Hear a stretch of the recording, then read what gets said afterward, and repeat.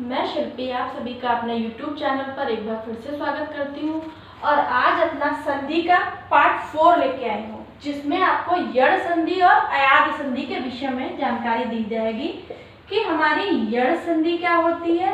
ये हमारा कौन सी संधि के पार्ट है? स्वर संधि के। यड़ संधि और अयाद संधि। अयाद संधि।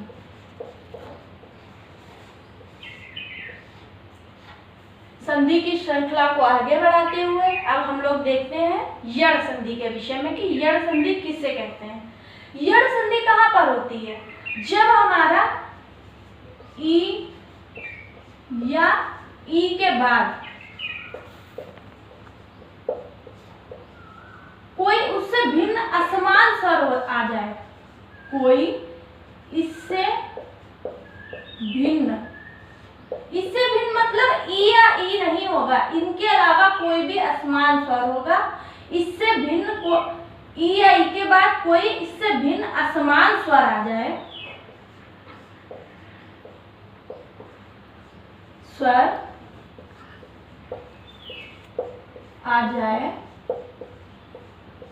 तो उसका क्या हो जाएगा? उसका हमारा हो जाएगा या आ जाए तो ई के स्थान पर या ई के स्थान पर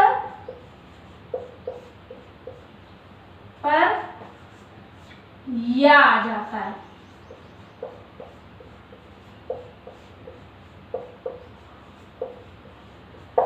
एक तो इसका ये नियम हो गया। दूसरा क्या है? अगर हमारा ऊ या ऊ के बाद कोई असमान स्वर आ जाए, मतलब ऊ या ऊ से कोई भिन्न स्वर आ जाए, कोई असमान स्वर आ जाए तो इसके स्थान पर क्या हो जाता है? वा। इसके स्थान पर हमारा ऊ के स्थान पर वा हो जाएगा,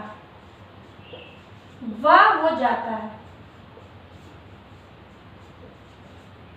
तो इसका क्या है? एक नियम है हमारा, ई के बाद अगर कोई असमान स्वर आ रहा है तो ई का या हो जाएगा, और ऊ के बाद कोई असमान स्वर आ रहा है तो ऊ का वा में चेंज हो जाता है। इसका तीसरा नियम है हमारा, अगर वी के बाद कोई असमान स्वर आ रहा है, कोई असमान स्वर आ रहा है अर्थात री से कोई भिन्न स्वर आ रहा है,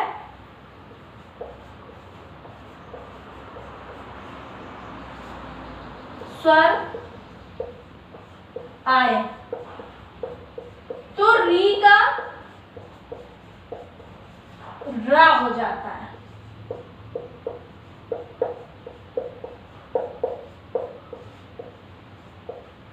आइए इसके एग्जाम्पल के माध्यम से सीख लेते हैं कि ये सब कैसे, इन नियमों से कैसे परिवर्तन होता है।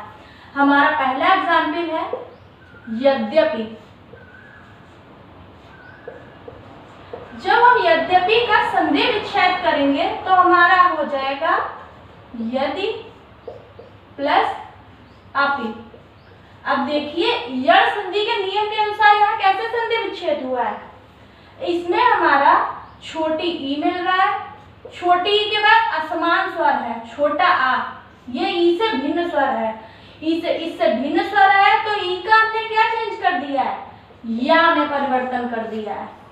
जब ई का या में परिवर्तन हो गया तो ये दा में हमने या मिला के लिख दिया तो हमारा क्या हो गया? यद्यपि। द्या कैसे बना है? द्या हमारा दा और या मिलकर ही दा बन गया है। कैसे बना है? दा और या जब मिलेंगे तो हमारा बन जाएगा यद्यपि। आइए एक उदाहरण और देख लेते हैं इसका कि वा कैसे चेंज होता है। उसका एग्जाम्पल है हमारा स्वागत।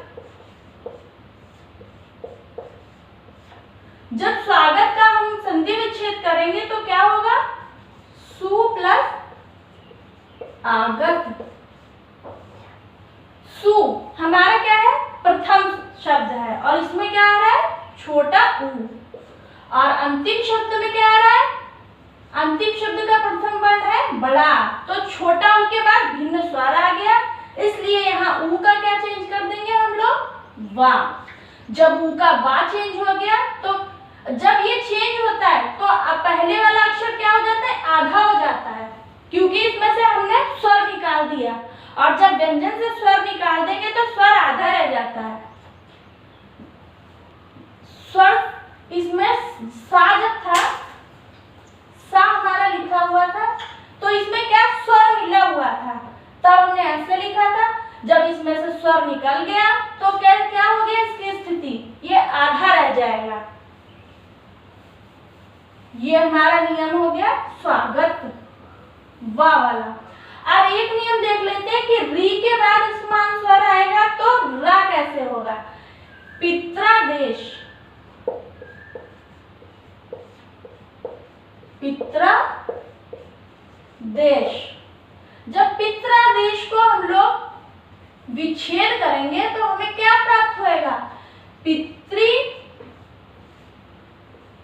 आदेश। यहां प्रथम शब्द में क्या आ रहा है हमारा, री। री के बाद क्या है, बड़ा। री के बाद री से कोई असमान स्वर है, इसलिए यहाँ क्या हो गया, रा हो गया। और रा जब हुआ तो हमारा क्या बन गया यहाँ पर, त्रा। तो क्या हो गया, पित्रादेश। ये हमारा यड़ संधि को आपको समझ में आ गया होगा कि यड़ संधि में ई के बाद अगर कोई समान स्वर आएगा तो ई का या हो जाएगा, ऊ के बाद कोई समान स्वर आएगा तो ऊ का वा हो जाएगा, री के बाद कोई समान स्वर आएगा तो उसका क्या हो जाएगा, रा हो जाएगा। आइए अब देखते हैं अयादि संधि।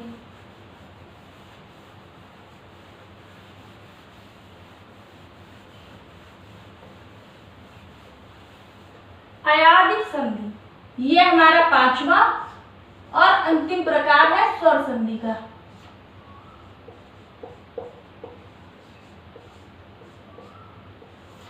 अयादि संधि, अयादि संधि के देख लीजिए क्या नियम है। एक तो इसमें होता है कि जब ए होगा, ए के बाद कोई भी असमान स्वर आ जाए,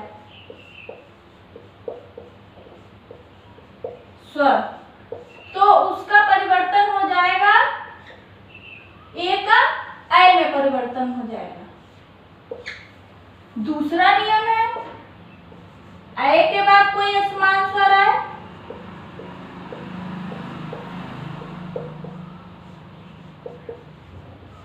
तो इसका परिवर्तन होकर हमारा आय बन जाएगा। तीसरा नियम है, ए ऐ ओ, ओ के बाद हमारा कोई भी असमान स्वर आएगा तो उसका क्या हो जाएगा, अब।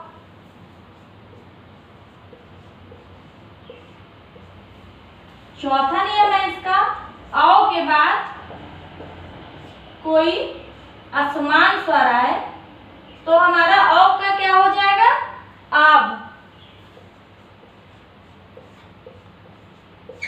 ये आपको इसके नियम याद रखने हैं। ए के बाद असमान स्वर आएगा तो ऐ हो जाएगा, ऐ के बाद कोई असमान स्वर आएगा आय हो जाएगा, ओ का अब और औ का अब। अब इसके उदाहरण देख लेते हैं। नयन, ने प्लस अन। ए के बाद क्या हमारा आ रहा है, समान स्वर आ आया, इसलिए यहाँ क्या हो गया संधि में, ऐ हो गया, तो हमारा क्या हो गया, नयन हो गया। आइए एक उदाहरण और देख लेते हैं। पवन, पवन का जब हम संधि विच्छेद करेंगे तो हमारा क्या बनेगा, यहाँ क्या हमें मिल रहा है, अब दिख रहा है, तो ओ का हमारा होता है अब, तो इसलिए ओ अन।